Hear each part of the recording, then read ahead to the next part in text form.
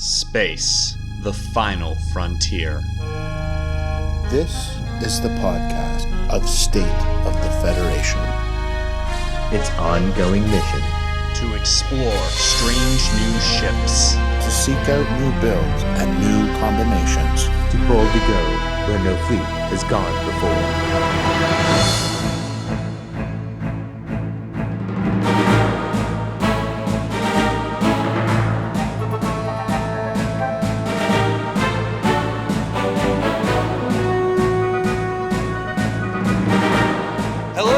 Citizens of the Federation, and welcome back to another episode of State of the Federation.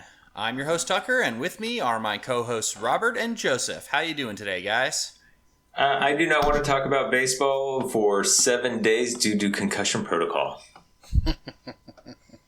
I have nothing to do with baseball until the Jays get back to 500.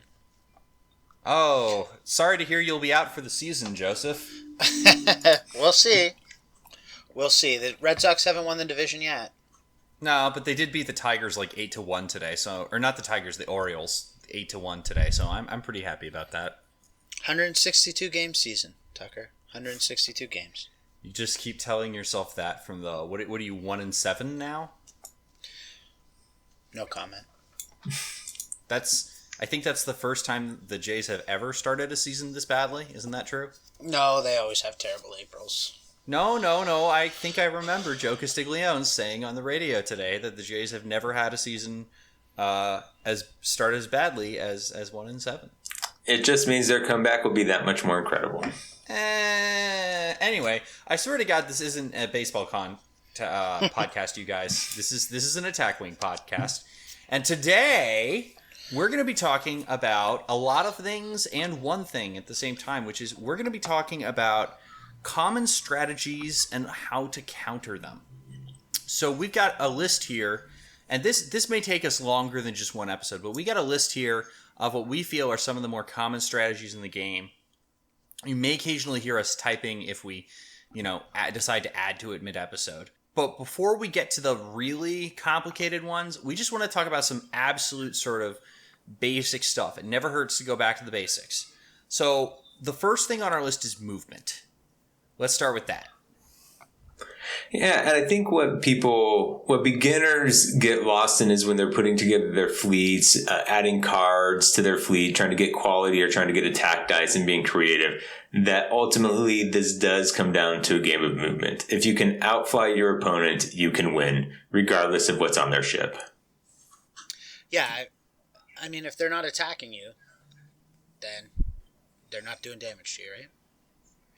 I mean, yes, though, as the guy with a fleet building side project, I will say that you can't bring a Romulan science vessel swarm and expect to beat a couple of bioships. But, yeah, I mean, the movement game is important. It's critical to remember that the vast majority of ships in this game can only fire out of a 90-degree arc in the front, which means they have huge blind spots. Well, I think the other thing also that people forget with movement is lower captain skills can play a factor when you're trying to create bumps or difficulty for your opponent after that initial engagement. Right? All the ships come flying in, their range is 1 to 3, you throw that first wave of dice, you survive that first wave, and now if my captains are lower, you're in a more difficult position because I can position my ships to cause you to do unfavorable movement. That's certainly a thing, but high captains take advantage of extra movement, I think, even more so, right? Well, with things like forests, you mean, and by being able to see where your opponent has moved, you can then counter that movement by moving around them. Yeah, exactly. Well, not just that. Not just that. There's also, in as much as I can, for example, if I'm on a lower skill captain and I'm running away, I might put myself outside of range 3, which is important for target locking, on my move, but then a higher skill captain might come right back and then be back in range 3 again and have that opportunity to target lock. They're working with perfect information. So there's a lot of things they can do. They can get that target lock. They can realize that they don't need to take an evade or use Sulu, let's say, as an example, and can just focus on attack quality because they're out of your arc. I mean, there's a lot of things. Sensor echoing is another one. Sensor echoing is another really important one. And having played more games than I like to admit with Sensor Echo, and especially trying to get Sensor Echo 3 of Movement Template 3 to work, it doesn't do enough to get out of the arc of other ships. It's just, it isn't enough, unfortunately, from my experience. I mean, I really disagree with that, and if nothing else, it can make the difference between range 1 and 2, and an extra attack die can make a big difference. Well, the one time I had success is when I took it from range 2 to 3 against some fighters. Especially Fed fighters that can only do a 3 forward, Sensor Echoing and moving back a little bit prevented them from attacking me, which was helpful. But I have not had much success personally Sensor Echoing out of arc before the initial engagement. I've actually had more use with Sensor Echo getting ships in arc that would have been otherwise out of arc. So, which is that's an important component of movement as well, right? Yes, to prevent them from getting a clean attack. Well, no, or an unretaliated attack. They had evaded my arc or anticipated my move, but then I was able to correct with a Sensor Echo to get them back in arc. Mm-hmm. Joseph, what ships were you flying that were cloaked? Vorchas. I fly quite a bit. And this was a while ago, so I might have been taking a Scimitar out for a spin. But Vorchas are probably the main cloaked ship that I use right now.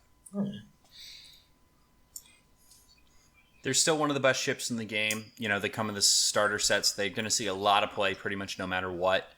I really think the only thing that's going to change that is if we get a new starter down the line and it doesn't include Vorchas anymore. Yeah, I also want to see a resurgence of cloaking, especially things that are bringing in either free battle station actions like Gowron for the Klingons that then free up your action to do sensor or to do cloaking again, and that would free you up to do Sensor Echoes.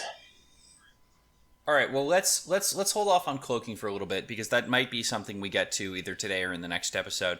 I mean, are we done with movement? Do we feel like we've covered that in enough detail? Or? I think the only other thing is really trying to figure out how to control that first engagement. And like you guys mentioned with the lower captain skills, making sure you get into range 3 the round that you plan on attacking. I'm actually glad you said that because it reminds me of something I wanted to bring up. I mentioned this a little bit last time. There's a rule in X-Wing which ports over to Attack Wing. Will Sanchez mentioned it a few times on the older episodes of State of the Federation called the Rule of 11, which says you need 11 speeds worth of maneuvers to cross from one side of the board to the other, or for two fleets to come in range when they start at the extreme edges of the board, rears touching the edges, and fly straight at each other. So, in other words, if you take the typical, two-player setup, you put your ships each in the back, it's going to take 11 total movement between the two fleets to come into range 3, counting the base lengths. Yeah. Now, keep in mind, a base length is an inch and a half, and a one forward is an inch and a half, or thereabouts, which means that this is also 11 base lengths of separation. Right, and how I try to think of it when I play is that the entire board is 24 base lengths long and 24 base lengths wide. And if I'm doing a one forward, what I'm really doing is moving my base 2 bases forward, one for the movement template and then one for the base itself. So, Joseph, how is it that you look in the board when considering movement? I would say it's more just hard-won practice. So I never really try and do much math. I just can sort of eyeball it now. And that just came very slowly over a lot of practice. And like you said, get the mat out at home and try some strange things in the corner, and you'll learn that that 2 can get you out or whatever. Yeah, I highly recommend for all levels of players, set out the mat when you're watching your favorite show and move ships around. You don't need, just move the bases around. Don't even put the ships on there. Just to become more familiar with how the mat works. It's also worth mentioning, I would do it on something with a neutral background, because the problem is if you do it on a mat that has even a star pattern, but especially any sort of regular thing like a grid, your eye will basically start cheating. It'll use the visual elements there to help you approximate the movement. So if you have a uniform, essentially blank background, you'll be able to approximate it better on all kinds of surfaces. I think that's enough to say about movement. So let's move on to one of the other real linchpin strategies of the game, which is what we mentioned it constantly, but we mentioned it earlier, what we call quality. Joseph, tell me what quality is. Pop quiz. Well, quality is your ability to modify the dice you do have. So target lock for rerolls, battle stations for battle station conversions generally. It is the lifeblood of your fleet. So the immediate question that people have is, why is it so important? And I'm going to give you just a really quick overview of this. Well, before you get into that, Tucker, what I would think that I want to bring up is if I have like Admiral Gold Ducat, and I can take an action for +1 attack on my ship, why am I not wanting to take that +1 and instead take a battle station? Right. Well, I was literally about to explain that. And I'm setting you up for this. And so I think what new players tend to think is, I just want to increase my attack dice. There's these actions that give me +1 to attack. But as Tucker's about to lay out for us, the actions for attack dice are probably the worst decision that you can make in this game. That is not necessarily true. Let me explain why that is. The answer is, either way, you have to do math. This is not, by the way, math I recommend you do in the middle of the game. Do not do that to yourself. Instead, this is math you should be doing during fleet construction, because every fleet should have a game plan on whether they're going for quantity or quality. So, here's the way it works. On a normal attack die, you have 1 crit result, 3 hit results, 2 battle station results, and 2 blank results, for a total of 8 sides, obviously. So, unmodified, not using a target lock or any other sort of reroll or a battle stations token, you have a 50-50 shot of rolling a hit or crit result. If you use battle stations, that changes to a 75% because 2 of those sides become effectively hit results. If you have target lock, it also becomes 75% for math reasons that I will explain in the show notes. Just roll with me for now. What that means is the calculus as to whether or not a additional die is better or worse than quality depends on how many dice you have. For example, let's say we have battle stations on a ship and we use a battle stations. That means that we can expect a hit or a crit 75% of the time. So each die is worth 0.75 damage if we think about it that way. So for 4 attack dice, that means we can expect 3 damage. Now, question, what's better, adding an attack die or adding a target lock? Well, if we add an attack die, we get another 0.75 damage, which comes out to 3.75. Now, a battle stations and a target lock put together means you go from a 75% chance to a 15/16 chance of getting a hit or a crit, which is, without getting into the nitty-gritty decimals, it's slightly above the chance of rolling a 1 on a 20-sided die. So this is essentially only not damage on a crit fail for all you D&D players out there. The one thing I would bring up about this, though, is that although you get better quality, you do lose out on variance. Because if you take that +1, you have the ability to do 5 hits. Whereas if you take the target lock, you're capping yourself at 4 hits. So again, it's a judgment call. Right. Okay. Yes, I will give you that. And actually, I'm not going to work through the whole math. I'll work through this example on the blog. It's actually a little bit more complicated than I thought. But essentially, it winds up being the same, which is where I wanted to go with that. But variance is bad.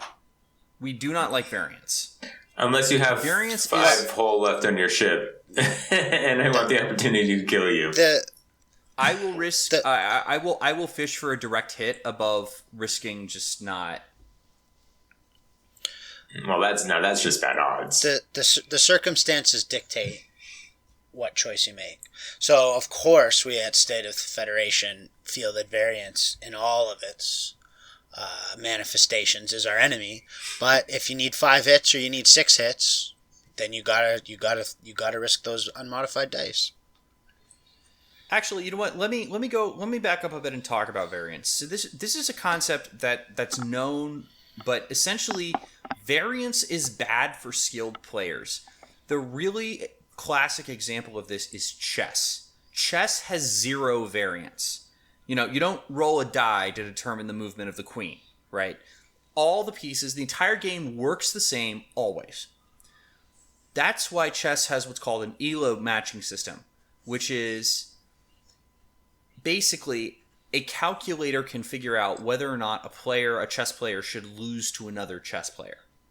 And if the expected winner doesn't win, then their rating is hurt. So the reason attack wing doesn't work like that is because of variance. Because no matter what happens, your dice can get gold. You actually both. Your dice can get gold, or your dice can get cold. Cold, Tucker.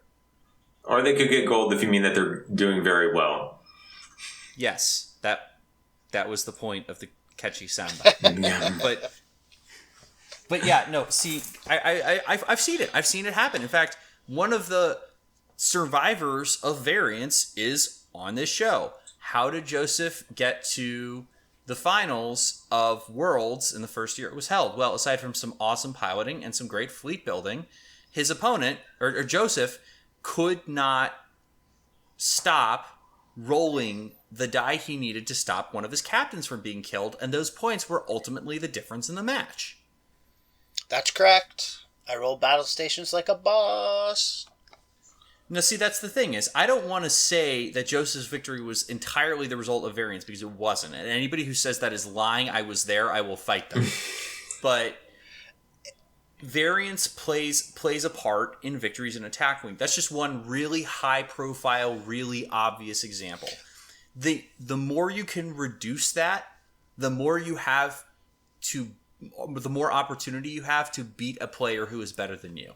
Now, if you're a new player, take a bunch of cloaked ships with 6 attack. Absolutely. Yeah, please do. No, well, but let me tell you, if your cloaked fleet is rolling 6 out of 6 evades, it's not beatable, right? And stranger things have happened. And I mean, that's the thing is, look, the answer is what we're talking about here is the Scimitar, which, by the way, is probably at this point the most popular ship with new players. Why? Because there are times when they will just never die, and then they will deal you like 6 crits. and you will just sit there going, what just happened? My carefully orchestrated list that I spent hours and hours building and practicing just lost to, 6 really hot dice from the guy who had to borrow the 6th die from me for every single roll he made. I have lost matches, but have killed a scimitar, and that in itself was a moral victory. I hate those things. That's right. Scourge them from the earth. Scourge them from space. I love them. I loved them once, but no longer. They just don't turn well enough. I mean, this goes back to movement, is they turn not nearly as well as better ships, but on the other hand, give them a battle station, and I don't know, a Romulan helmsman to get that white K turn. If the ship limit went from 50 to 60 or even 50 to 55, then I don't know. It's probably better than a bioship then.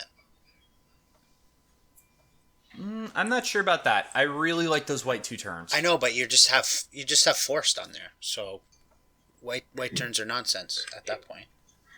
And how most people play this game is very joust oriented, so the K turns are what you really need. Admiral Q. Well, no, it's got a K turn, and the helmsman makes it white. But I mean, it's not. The helmsman's no organic conduit, but he does what he can. By 1 point. You know what else though? On a completely separate topic, you know what I was thinking about with the Valdor reprint just got previewed today. Why doesn't anybody run Tactical Officer anymore? It's a good card. I was thinking that too. I miss seeing him. I think probably because cloaking became so prevalent at one point that people never thought target lock would see a resurgence. I guess, but it's like, I'm looking at, and and that was also right before attack cancellation came out, because I was doing the math, and actually, Tactical Officer makes target lock better than target lock battle stations. Yes. You want, on Romulan ships, but you want battle stations, right? Well, the thing is, here's the thing though, like the math, because of how probability works, because it's always multiplicative. Rerolling twice is as good as having. No, I know, but I'm just saying you want battle stations for defense if you're any kind of a cloaker. Like you want the option, right? So you want that token there. Oh, you know what? Yeah, you know what? Hang on, I'm actually redoing the number in my head. It's not quite as good as target lock battle stations. It's a little less optimal. Battle stations give you versatility too. But let me talk up the Tactical Officer, because he is a non-disable card, and you can do him every turn because he says when attacking. So not that matters so much, but the ability to do one action with a target lock and to get near quality of the target lock battle station is underrated from what I have seen these days. And it's actually, I just did the math. It's only 1/16 off. It's 7/8 versus 15/16. Like it's literally 7/8 of a, or pardon me, 1/16 of a chance off target lock battle stations. Yeah, so that's pretty good. Let me be the what's the the Minority Report. That's what, of course, that's what the movie's named after. Let me be the Minority Report here and saying that. So one, he locks you into attacking one ship, which is bad because you have less versatility. Two, you're generally getting your rerolls on your first ship from core anyway. And three, you want your battle stations potentially for defense as well, which goes into the versatility, but in a different way. Yeah. But what if you had Wayun Degra? So you're forfeiting. I'm not so convinced. What if you had a scimitar with Wayun and Degra? What is the weapon? Sorry, which Degra are we talking about? Which version of Degra? The crew version, the one that's like when attacking, you can pitch this guy to go get a target lock. Oh, I thought you were talking about Captain Degra, but that's a valid point. There's also cards that let you switch target locks from one ship to another ship. Well, yeah, those are all terrible. I think we've exceeded the scimitar's crew slots. No, maybe. Let me look. I'm looking right now. That. As you know, I'm pretty sure it just has one. One crew. Womp. Yes. In my black card, I'm a Romulan. Really? They got me into the game. He is the master of subterfuge. It's just that they suck. So I stopped playing them. That's fair. I mean, that's why I can't sing my song anymore. We are still the Borg, but they're not as amazing. We all have first loves. Yeah, we all have first loves. They're not that broke. Yeah, they're not TNG Borg anymore. They're just Voyager Borg. Yeah. I really wish that weren't true. But Wow, that's so true. That's so that perfect. is an insult to the Borg. No, they're right. They're right. We all have first loves that broke our hearts. You have the Borg. Well, that was your second love. You're a bit of a player, I guess, Tucker. I was a Klingon player before anything. Before the That's Borg, what I was mean. Klingon. Yeah, exactly. You're a bit of a player. The Borg broke your heart, but they weren't your first love. No, I mean, I'm still pretty I mean, it's still really hard for me to not pick up Klingons. I mean, the thing is, it's because the thing is, like, let's you want to talk quality? Look, it's really hard to do better than a Vorcha with a Vorcha fleet with a bunch of Klingon quality, getting you battle stations and attack. Because the thing is, let me riff off Machiavelli here for a bit. I'm always asked whether it's better to have quality of attack dice versus quantity of attack dice. And my reply is obviously you should have both. And to be fair, the Klingons are really seeing a resurgence in their ability to carry a fight with new Gowron, with old core, and the ability to get these battle station target locks and reroll combinations. Yeah, I mean, the thing is, Gowron was really the card we were looking for simply because he lets you... he's going to give you the battle stations for your third ship. You know, so you can have... We always had Drex, we always had Garen, but now we have... and we could get, by the way, we could get rerolls if as we wanted through things like Kargan is a really good example. But now we have 3 ships with full quality, and the Klingons have some of the cheapest attack dice in the game. What you're actually doing is Picard on one Klingon ship, Dukat on the other Klingon ship, and then Admiral Core and Drex. Yeah, Core with Gowron. It's pretty sweet. No, why not? Wouldn't you do Drex instead? Because that way you get the crit conversion. Yeah, so you could even go to 4. Can you run 4? Nah, probably not. Probably not with those captains. You can't. Well, that's the thing. Is I don't know that you even need to run Picard and Dukat, like, because you have. Let me work that out in the meantime. Let me sit down and figure that one out. So, Joseph, I'm going to throw something at you because this is a Klingon captain or crew, which sort of leads to where I'm going, that I want to work, but none of us seem to like too much, and that's B'Etor. And B'Etor allows you to... Note. I love B'Etor. Sorry, go on. Yeah. Okay, so I've been trying to find appropriate talents that synergize with B'Etor. And I wanted to get Joseph's opinion on using Rebellion as a possible talent. Well, I do love that talent from First Worlds. Peter and I both ran it. So you effectively have an attack cancel on both your ships, right? I just want to look up the wording exactly. Right, so what it would be is if you attack either ship, either one would be able to trigger Rebellion. I like it in that it really hurts your opponent's ability. Well, it hinders your opponent's ability to get one of your ships off the board, which it wants to do. They want to do that as quickly as possible. So I think what you do is you hopefully allow them to make the first attack. And then if they put the second attack into that ship, then you use Rebellion, so that they're forced probably at minimum to use. I mean, assuming Rebellion's enough because it's only -2. They're forced to pump at least 3 attacks into that ship to kill it. Is that something that you would consider running, or is just sort of a fun mental game?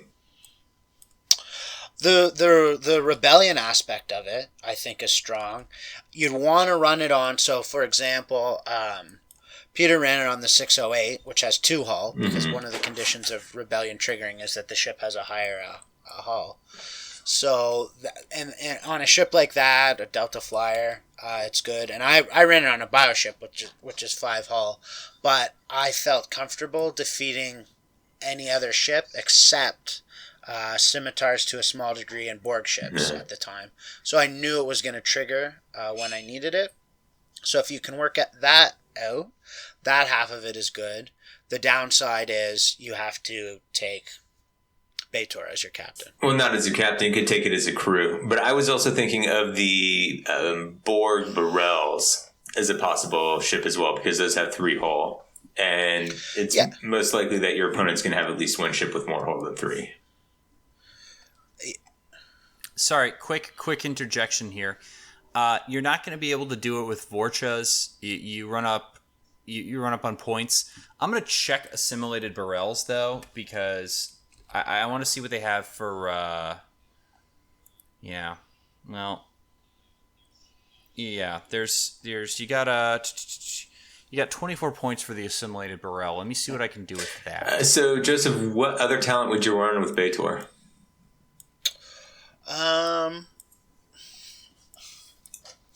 That's hard. I mean, there's a small bit of usage for lure because it lets you, if one ship is out of range 3 and the other isn't, that's not a bad one.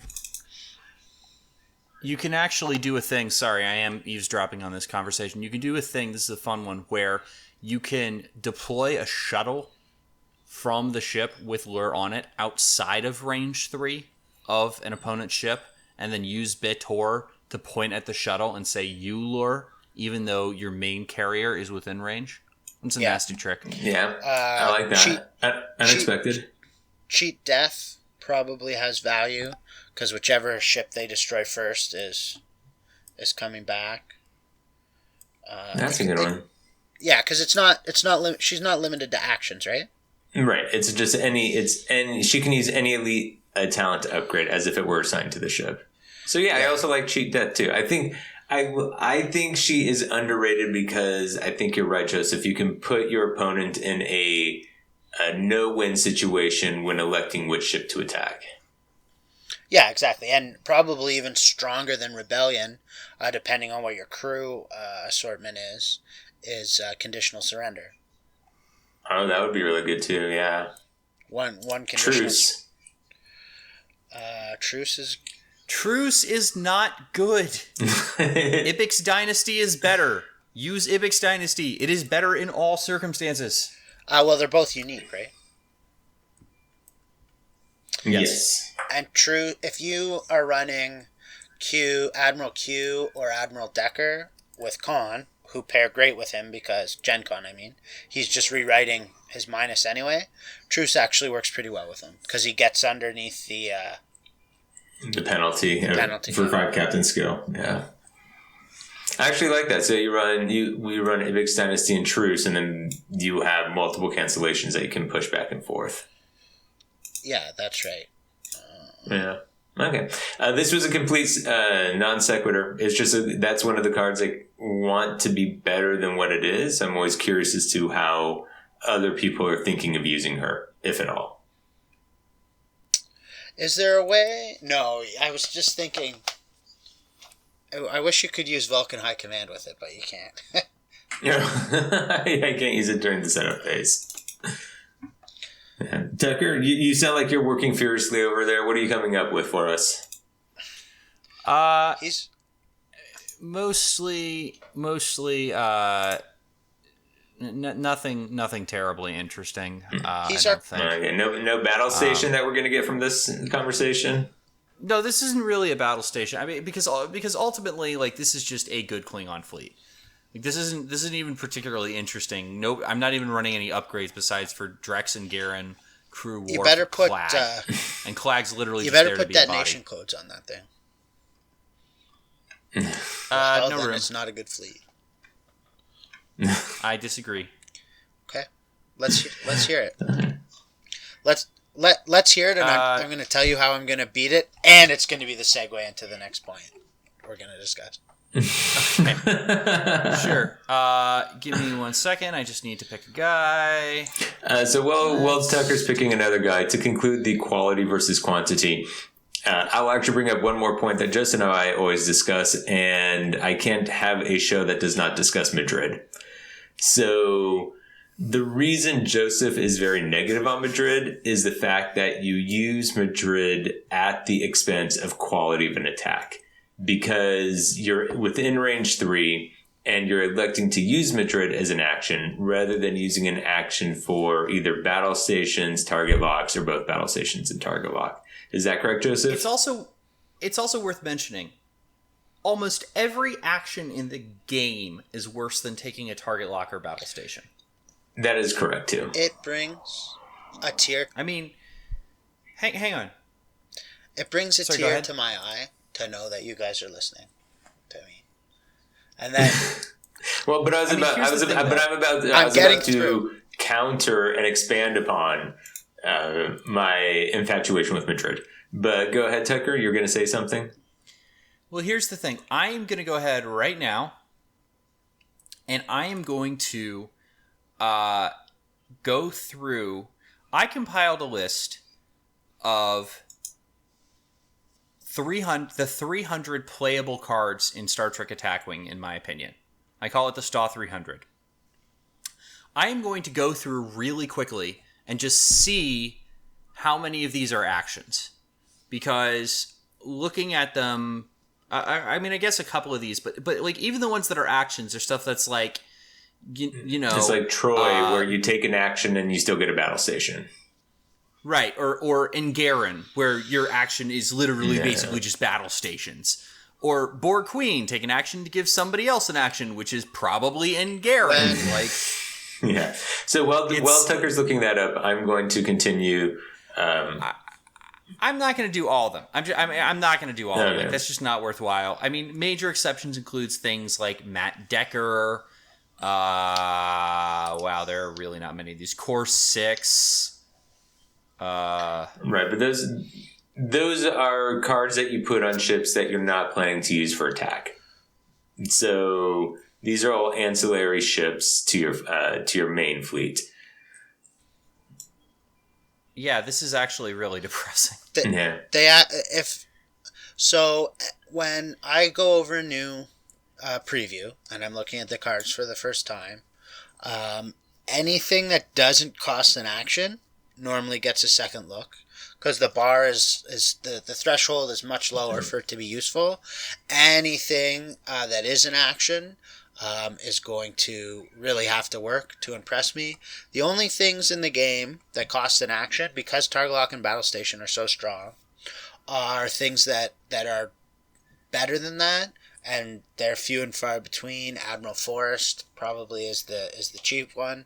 The major other exception is Montgomery Scott from the original series Enterprise, because he adds 2 attack dice, and even Battle Station's Target Lock has to work really hard to make up that level of attack. Right, going from 4 to 6 is a huge jump in attack dice. That was once true of him, because you had ships that were good but had 3 attack dice.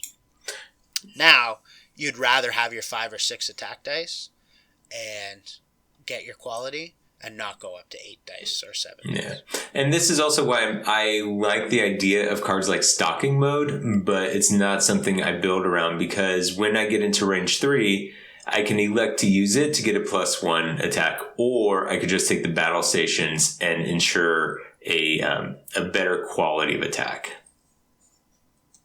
That's right. You know what? I just did the math. Scotty gives you a little bit less than half a damage on a 6-die ship over both quality. If you have battle stations, for example, just battle stations, and Scotty, that takes you to 6 damage on 8 dice versus 5.625 for Target Lock and battle stations. And Scotty still has a home. This is the expert level tip for all you listeners. So the 2 things are that, 1, we should point out that Scotty costs you 2 shields.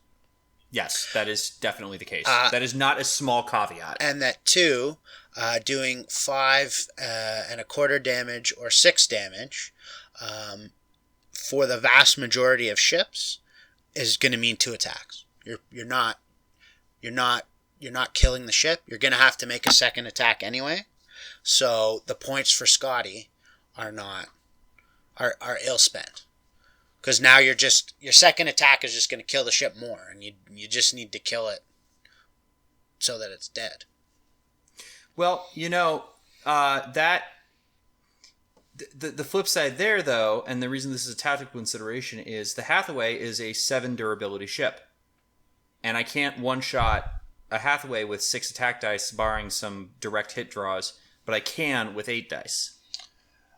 Yeah, you can, but you're not expecting to with Right. This is damage where output.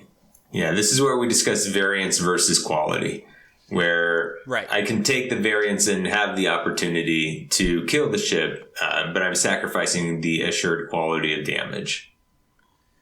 The answer is, do you expect to be able to get another attack? There are two circumstances under which I would take variance over quality. Number one, your ship is about to die. It is definitely going to die this round. Number two, it is the last round of the game. Yes. I would almost object to the first clause, is that my ship is guaranteed to die, because even if my ship's guaranteed to die, I may want just to do as much damage as possible. No, but unless you're talking about I'm going to stop the attack that's going to kill my ship. Yeah, and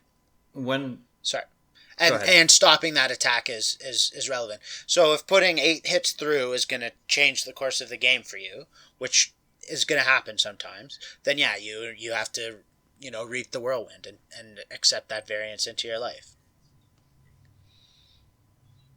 I mean, the answer is, ultimately, I'm a Klingon player, and I'm sitting here with a Romulan Dominion bunch of cowards who are never gonna say today is a good day to die and pick because the thing is, technically speaking, this is what I'm saying, you can expect slightly higher damage out of the Scotty at the cost of 5 points, potentially. At the cost of 5 points, 2 shields, and it's a big opportunity cost. But since I like to fly around on ships with 6 durability and almost that many attack dice, I think it sounds great. That's how you get into Stovokor. Yeah. Ain't no one to go into Stovokor here but me. So actually, here is exactly how I would get to Stovokor. I put this fleet together while you guys were talking about something, I don't know, probably cowardly. Madrid. And this is an example. This is an example of a fleet that literally lives and dies on low variance. In other words, it's predicated around ships that have... actually, here's another thing. Sorry. I know we're getting towards the end here. We're probably going to talk about some of the more advanced strategies next time. But one other really important consideration is a fleet building one. You want to get as many attack dice as you can for as cheaply as possible. That is a good strategy. I would agree. Right. Which is sad because it means there are a lot of ships in this game that aren't really that playable just because they have that extra defense die, which makes them more expensive than the other option next door. But it's one of the reasons that Klingon ships have always been historically good. So here's the fleet. We've got the IKS Mutha, which comes in the starter, so I'm not going to read it, which is 5 attack dice, with Old Core, adds a crew upgrade slot, can reroll a number of dice equal to non-disabled crew upgrades. Crew Worf, 2 points, Klingon, who increases captain skill by 3 effectively. Drex, who says action, have a better battle stations. And Clag, who's a 1-point body who does nothing we care about. We do care. No, we care, but we care about Clag. He prevents us from losing if no ships die. Yes, that's very true.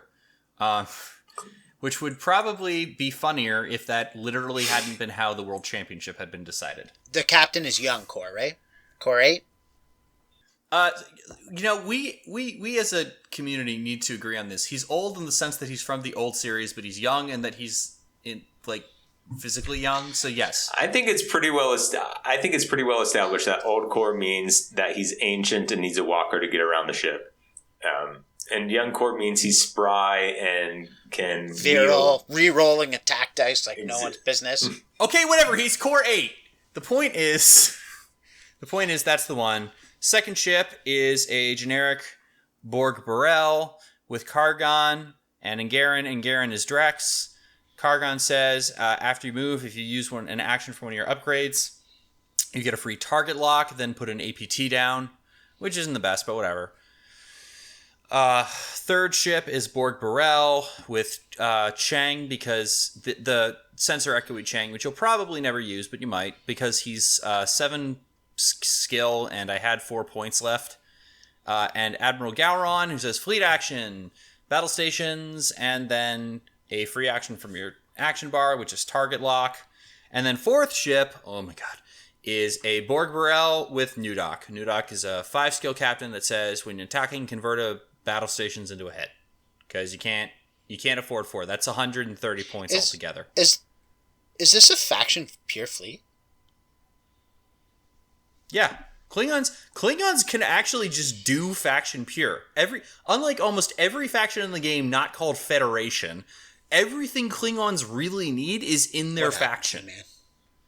Like there's interface generators would be nice. What happened to you, man? Well, no. I mean, at this point, I'm doing it to save points, dude. Like my only real fat here is Chang, and there's just no better. Run me through your 4 captain skills. What are they? 11, 7, 6, 5. So you expect one ship to realistically fire before 2 of the opponent ships fire? Depends on the opponents, but yeah. So Tucker, as I was saying, it seems feasible that 2 captains will fire before your second ship attacks, and will those 2 generally take out one of your Vorchas before it attacks? I mean, the thing is, the ones so like They're gonna take out the Burrell, by the way. But go on. There are 3 Burrells. No, they're definitely taking out a ship then, if not 2. Maybe. Could be. I don't know. You don't know me. Maybe I kill them.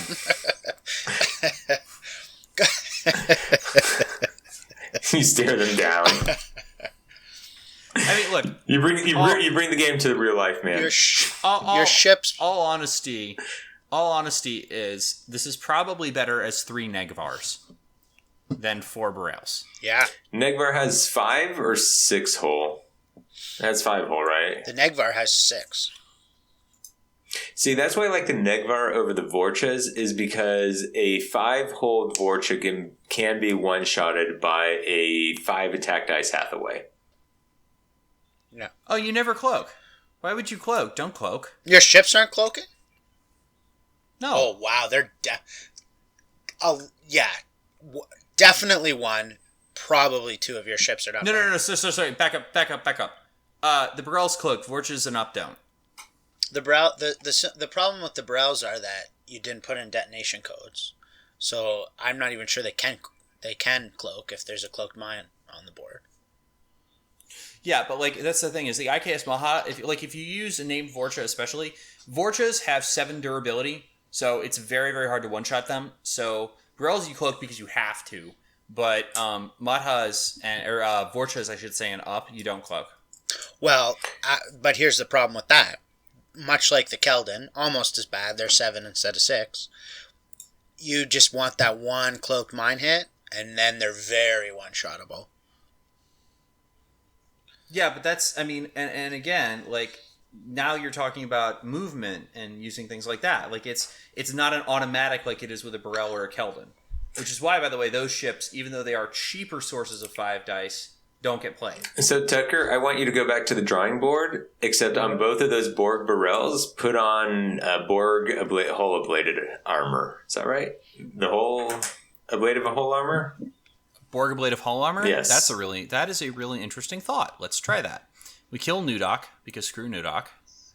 Let's see. You'll probably have to go down to 3 instead of 4 ships. Well, obviously. I mean, that's not even a question. But let's see, Borg ablative hull armor, and that gives us 4 points somewhere. Actually, wait, that gives us a lot of points. How many points? That gives me 7 points. They're 10 each. Ooh, they're not cheap. I know, but we're cutting an entire ship and the captain on it, which means I can do a thing that's going to drive Joseph nuts. Hopefully, increase one of your captain skills too. Along the way, it's going to increase captain skill. You're going to use Romulan security officer? No, I'm not going to use. Why would I do? You're going to use 3 of them? Why are you talking? I'm trying to help you out, Tucker. What about this fleet is better than taking the 3 Vorchas with Picard, Ducat, Kor, and Gowron? These are actually a little more survivable now once you put the ablative hull armor on there. Yeah, I mean, I guess you could afford those. Oh, wait. I got something for Joseph too. Hang on. And the other thing is, if you can get that second captain higher, then the one thing I don't like about Ducat is he's throwing 7. He's at captain skill 7. So if you can squeeze a captain up to 9, and so you have your 111 captain, if you have a 9 captain, you're getting 2 shots to that fleet's 1 shot. Can't get 9, but I have some nice tricks here. Hang on. Romulan security officer. Oh just my hanging God! back. Will you stop? No, not doing that. He's a spy. He's a secret agent. He slips on the ship. Oh, that's actually a really interesting option. I know. Yeah, you know what? Here we go. No, we're killing Clag. I got an idea here. He makes it to Stovacor. Good job, Clag. What? Yeah. Yes. Sure. Whatever. Okay. So here's what we're gonna do. Go away, Clag. I said remove you from fleet. All right. Here's what we're gonna do. So now here's what the fleet looks like. IKS Madha, Core, Worf, Drex, and the tactical officer, the Klingon one. One of the things I don't like about Core on a lot of fleets is he's not rerolling more than 3 dice, and sometimes you have to reroll more than 3 dice. Well, look, tactical officer can reroll them all. I think that lacks efficiency. But go ahead and tell me the rest of your fleet. Well, it's also I'm filling the last 2 points. Okay, but go ahead and tell me what are your other 2 ships in that situation. Other 2 ships are Borg Burrell with Kargon, Borg Blade of Hull Armor, and Angaran, which winds up with what? That's 10 durability and immunity to crits for most of it. Yes, and you can start out cloaked in that situation, and then decloak once you lose some of your durability, which is nice. Right, and for the last ship, we have a Klingon Borg Burrell with Borg Blade of Hull Armor, captained by Lursa and Bator with det codes. Well, the detonation codes are necessary. And you Well, get your guess skill what? 8. Hey, you know what synergizes really well with det codes? Bator. But if it's on her ship, that doesn't synergize well. What? No, you have it the other way around. Maybe he'll kill you. Bator says. Maybe he'll kill you. Bator says, a friendly ship within range 1 to 2 of your ship may use the action or ability of your elite talent as if it were assigned to that ship. Hey-o. So your ship doesn't have to get close to the mines. One of the ships in your fleet has to get close to the mines. There you go. So yes, so I take back what I said.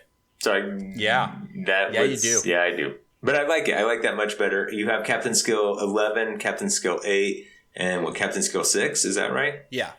And Captain Skill 8 on Klingon might get it done, depending. Yeah, Joseph, on your fleets that you're talking about, what are the captain skills? Is it usually 10, 7, something? So I've just been fiddling around here. So, or on my fleets in general, you mean? No, just the one that we've been talking about, the whole Picard Ducats on bioships. So I have, I think it's 10, 10, and 11, I think. I just have to double check on the points here. Okay. So Core gives you the crew slot. Oh, go ahead. It's funny. Like, even with 10 durability on the Burrells, like, there is a non-zero chance that even 2 ships shooting won't be able to kill it. I mean, 3 will. Well, no, you start out cloaked, right? So you start out cloaked, so you're getting those 5 evade dice. I will take 10 durability. I will take 3 durability over 4 evade dice any day. But you can have both. That's my point. Well, no. No. What I'm saying is the 3 durability is the shields. Right. Well, no, but you can uncloak. So once your blade of hull armor goes away, you can uncloak, unless somebody is successfully doing the 7 damage to your ship to kill it. Oh yeah, I absolutely believe that Joseph's fleet can do that. Cloak dice. So let me back up. Sorry, more probability. Without getting into more math, which I think everybody is sick of at this point, you can only essentially count, probabilistically speaking, on 1 evade for every 3 defense dice you roll. So cloaking, actually, let me just run through the math. Yeah, so cloaking is almost equivalent just to taking the evade.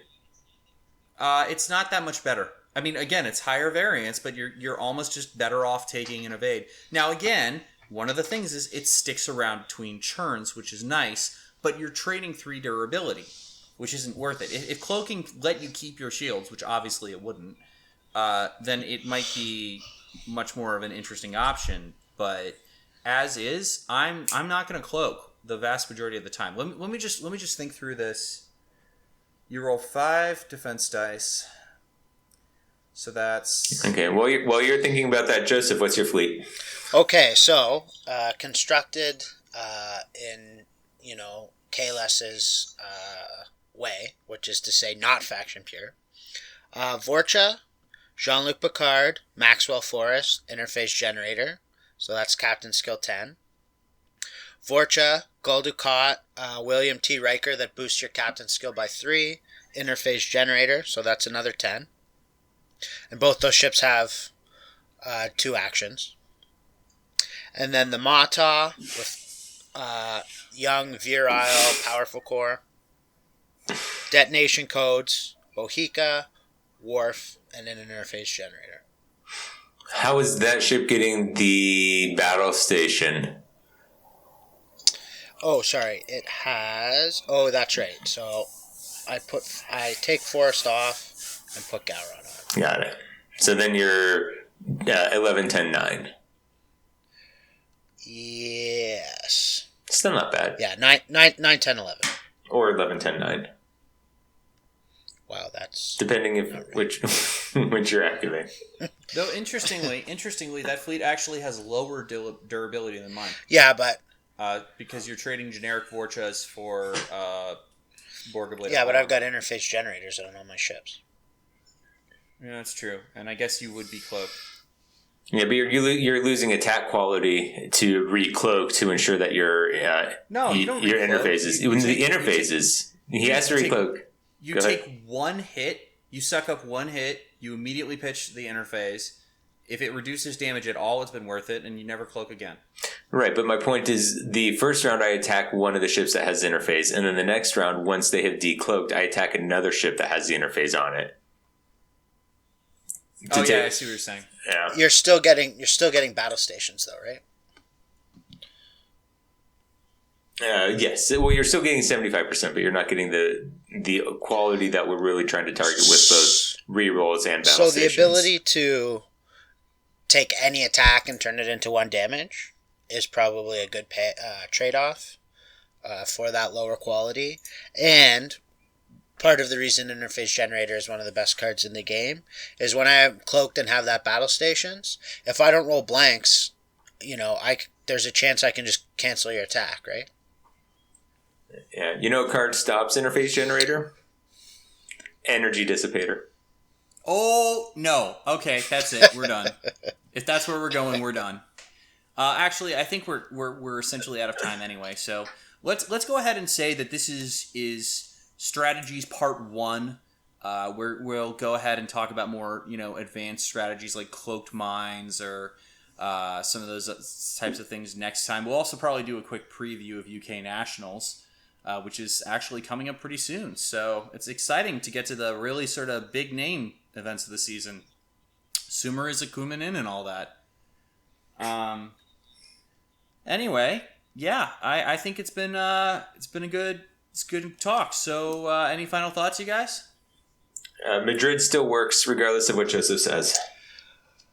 Dying while Gul Madrid failed to prevent your opponent from rolling a battle station is not a death worthy of Stovokor. Yeah. Will. He's not there. They wouldn't let him in. All right. You all just have a good night, everyone. If you like the show, give us a good review in iTunes, and we'll see you next time. But for now, dials down and make you be generous with your dice. State of the Federation is a non-profit fan-based production of Tucker Kobe, Joseph Vanderyacht, and Robert Fletcher. Star Trek Attack Wing, and all other copyrights are owned by their respective copyright holders. State of the Federation original concept created by William Sanchez.